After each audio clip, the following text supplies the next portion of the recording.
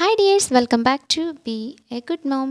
അപ്പോൾ ഇന്നത്തെ നമ്മുടെ വീഡിയോ തംബ്നെയിലും ടൈറ്റിലൊക്കെ കണ്ടതുപോലെ തന്നെ നമ്മുടെ വീടൊന്ന് നീറ്റാക്കി വെക്കാൻ വേണ്ടിയിട്ട് ബേസിക്കായിട്ട് ചെയ്യേണ്ട കുറച്ച് കാര്യങ്ങളൊന്ന് ഓർമ്മപ്പെടുത്തുന്നു എന്നുള്ളൂ. ഞാൻ ചെയ്യുന്ന കുറച്ച് കാര്യങ്ങളൊന്ന് ഷെയർ ചെയ്യണമെന്നുള്ളൂ കേട്ടോ.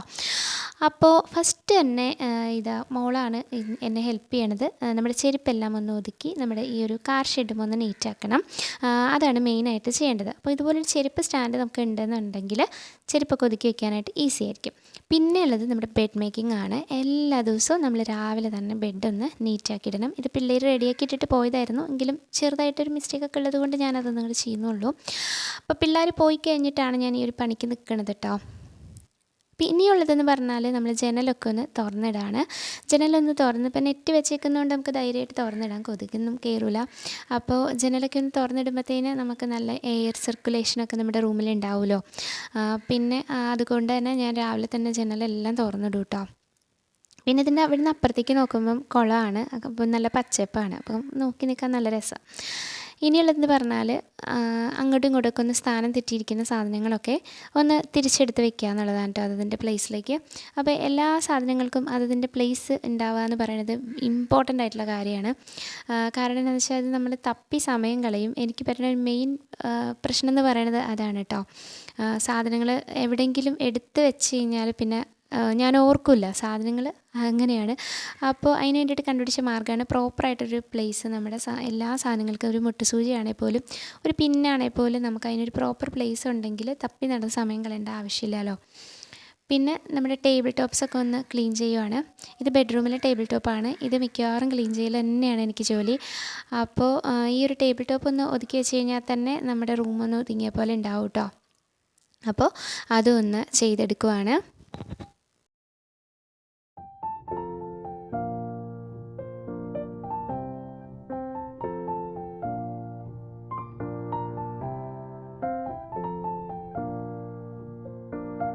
പിന്നെ ഈ ഒരു ക്ലീനിങ് എന്ന് പറയുന്നത് നമ്മൾ ലേഡീസിൻ്റെ മാത്രം ഉത്തരവാദിത്തമല്ലേ, എല്ലാവർക്കും ഇതിൽ ഉത്തരവാദിത്തം ഉണ്ടല്ലേ. അപ്പം ഞാൻ ഇനിയിപ്പം നമ്മുടെ ഇതുപോലത്തെ ഹുക്കില്ലേ, അതിലൊക്കെ ഈ പൊടി പിടിക്കുന്ന ഐറ്റംസൊക്കെ ഒന്ന് മാറ്റി അകത്തേക്ക് വെക്കുവാണ് കേട്ടോ. കാരണം ഈ പൊടി പിടിക്കുന്ന ഐറ്റംസ് വെക്കുമ്പോഴത്തേന് കൊച്ചിന് ഭയങ്കരമായിട്ട് അലർജി ഉണ്ടാകുന്ന കാരണം കൊണ്ട് ഭയങ്കര ബുദ്ധിമുട്ടാണ്. അപ്പോൾ പൊടിയൊക്കെ ക്ലീൻ ചെയ്യാനും കുറച്ച് പാടായിരിക്കും. അപ്പോൾ അതെല്ലാം ഒന്ന് മാറ്റി ഞാനൊന്ന് ഒതുക്കി വെച്ചു. ഇതുപോലെ പ്രോപ്പർ പ്ലേസ് എല്ലാത്തിനും ഞാൻ കൊടുത്തിട്ടുണ്ട് കേട്ടോ. ഇനിയുള്ളതെന്ന് പറഞ്ഞാൽ നമ്മുടെ റൂമുകളെല്ലാം ഒതുക്കി കഴിഞ്ഞതിന് ശേഷം നമ്മളൊന്ന് അടിച്ചു വാരിയെടുക്കുക. എല്ലാ ദിവസവും ഒന്ന് അടിച്ചു വാരാനായിട്ട് നമ്മൾ ശ്രദ്ധിക്കാറുണ്ട് കേട്ടോ. തുടയ്ക്കാൻ പറ്റിയില്ലെങ്കിലും അടിച്ചു വാരും കേട്ടോ. മിക്കപ്പോൾ എല്ലാ ദിവസവും തന്നെ അടിച്ചു വാരും. പിള്ളേർ പോയി കഴിഞ്ഞിട്ടേ അടിക്കാൻ പറ്റുള്ളൂ, കാരണം പൊടിയല്ലേ.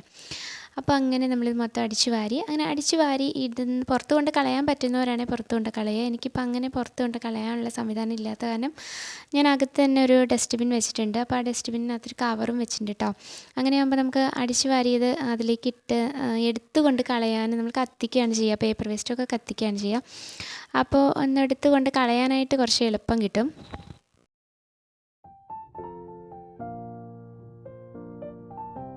അപ്പോൾ അടുത്തതായിട്ട് നമ്മുടെ ഒരു തലവേദന പിടിച്ചൊരു കാര്യമാണ് തുണി മടക്കൽ എന്നുള്ള പരിപാടിയൊക്കെ അല്ലേ. അപ്പോൾ ലോണ്ട്രി റൂട്ടീൻ ഞാൻ ഉണ്ടാക്കിയിട്ടുണ്ട് കേട്ടോ. എല്ലാ ദിവസവും രാവിലെ തന്നെ അലക്കിയിടും. പക്ഷെ വിരിക്കുന്നത് എപ്പോഴോ ആയിരിക്കും, എന്നാലും എല്ലാ ദിവസവും അലക്കൂട്ടോ. രാവിലെ അലക്കി അങ്ങനെ വിരിച്ചിട്ട് പിന്നെ ആ തുണി എടുത്തുകൊണ്ടുവന്ന് മടക്കി വെക്കും കേട്ടോ. അപ്പോൾ മിക്കവാറും നമ്മൾ ചിലപ്പോഴൊക്കെ മുമ്പ് ഞാൻ ചെയ്തുകൊണ്ടിരുന്നതെന്ന് പറഞ്ഞാൽ കസേരയിൽ ഇങ്ങനെ വെക്കും തുണികൾ, എന്നിട്ട് ഇങ്ങനെ കുന്നുകൂടിയിട്ടുണ്ടാവും കേട്ടോ കസേരയിൽ തുണികൾ. പക്ഷേ ഇപ്പോൾ കുറേ ഞാനിങ്ങനെ മാറി. എന്ന് പറഞ്ഞാൽ കൊണ്ടുവരുന്ന തുണികൾ ആ ഒരു മടക്കാൻ ടൈം ഉള്ളപ്പോഴേ ഞാൻ തുണി എടുത്തുകൊണ്ട് വരുവുള്ളൂ കേട്ടോ. എന്നിട്ട് പെട്ടെന്ന് തന്നെ അതെടുത്ത് വെക്കും. അങ്ങനെയാണ് ഇപ്പം ചെയ്യുന്നത് കേട്ടോ. അപ്പോൾ ഈ ഒരു മടക്കുന്നതിൻ്റെ ക്ലിപ്പിങ്സ് എൻ്റെ കയ്യിൽ നിന്ന് മിസ്സായി പോയത് കാരണം കൊണ്ട് ഞാൻ വേറെ ആഡ് ചെയ്തതാണ്. അതുകൊണ്ടാണ് ഡ്രസ്സ് ഒന്ന് ചേഞ്ച് ചെയ്തേക്കണത്. അപ്പോൾ അങ്ങനെ തുണിയെല്ലാം മടക്കി വെച്ച് കഴിയുമ്പോഴത്തേനാണ് നമുക്ക് ഒരു സമാധാനം. അപ്പോൾ അതിന് ശേഷം ഉള്ളതെന്ന് പറഞ്ഞാൽ ഡൈനിങ് ടേബിളാണ്. ഡൈനിങ് ടേബിളിൽ പല സാധനങ്ങൾ ഇതുപോലെ കൊണ്ട് വെക്കാറുണ്ട് കേട്ടോ. മിക്ക വീടുകളിലും കാണാറുണ്ട്. പക്ഷേ ചില വീടുകളിലൊക്കെ നല്ല നീറ്റായിട്ട് ഡൈനിങ് ടേബിൾ ഇട്ടേക്കുന്നതും കാണാറുണ്ട് കേട്ടോ. അപ്പം എന്നെ സംബന്ധിച്ച് ഇവിടെ മക്കളൊക്കെ ചെറുതായതുകൊണ്ട് അവരിങ്ങനെ ഓരോ സാധനങ്ങളൊക്കെ എടുത്തിട്ടും ഒക്കെ അവിടെ ഇങ്ങനെ കൊണ്ട് വെക്കാറുണ്ട്.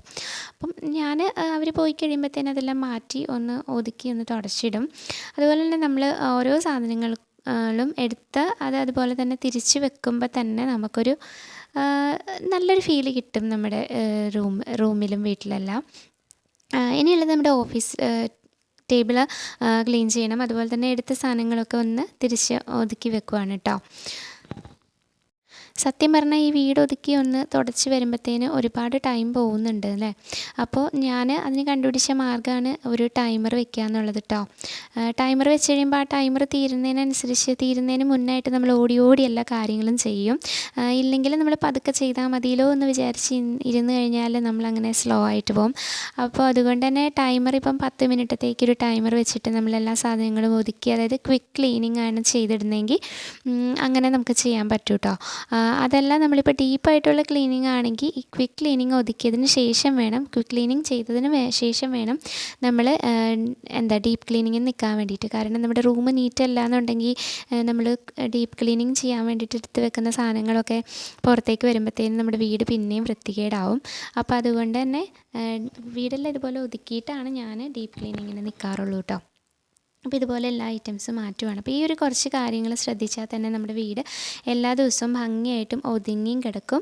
അപ്പോൾ നമുക്ക് നമ്മുടെ വീട്ടുകാരെയും കൂടി ഉൾപ്പെടുത്താമല്ലോ ഈ ഒരു ക്ലീനിങ് എന്ന് പറയുന്ന ഒരു സംഭവത്തിൽ. അപ്പോൾ ഇത്രയും കാര്യങ്ങളാണ് കേട്ടോ ഞാൻ വീട് നീറ്റാക്കി ഇടാൻ വേണ്ടിയിട്ട് ചെയ്യുന്നത്. പിന്നെ 1-2 ദിവസമാണ് തുടയ്ക്കുക.